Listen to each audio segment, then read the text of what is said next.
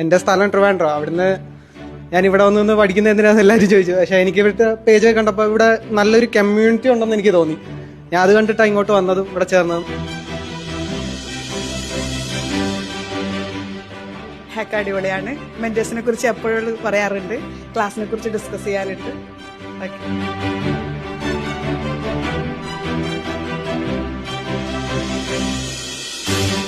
എന്റെ ലൈഫിൽ എത്ര അടിപൊളി മെന്റേഴ്സൊക്കെ വേറായിട്ടില്ല. ആക്ച്വലി ഞാൻ വരുമ്പോൾ നോക്കിയത് മെന്റേഴ്സിന്റെ പ്രൊഫൈലായിരുന്നു.